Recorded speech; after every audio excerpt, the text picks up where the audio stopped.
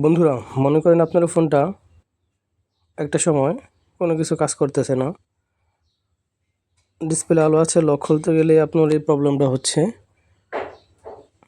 তখন আপনি কি করবেন? আমার ভিডিওটা দেখেন, এবং যদি ভবিষ্যতে আপনার এই প্রবলেমের মধ্যে পড়ে যান, তাহলে কি করতে হয় আমার এই ভিডিওটার মধ্যে আমি দেখিয়ে দিচ্ছি। ভিডিওটা সবার জন্য খুবই হেল্পফুল হবে আশা করি, কারণ আমরা সবাই স্মার্টফোন ব্যবহার করি। এরকম প্রবলেম যে কোনো সময়তে যে কারো হতে পারে।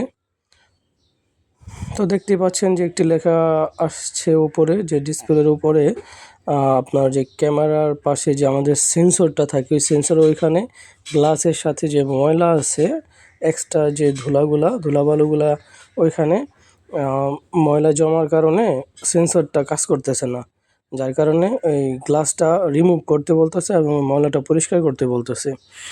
যাই হোক, এখন আমি গ্লাসটা উঠাইয়ে ফেলবো। দেখেন, গ্লাসটা উঠাই ফেলার পর কমপ্লিট হয়ে গেছে। তো এরকম কোনো প্রবলেম হলে আপনার গ্লাসটা চেঞ্জ করে উপরে ময়লাটা পরিষ্কার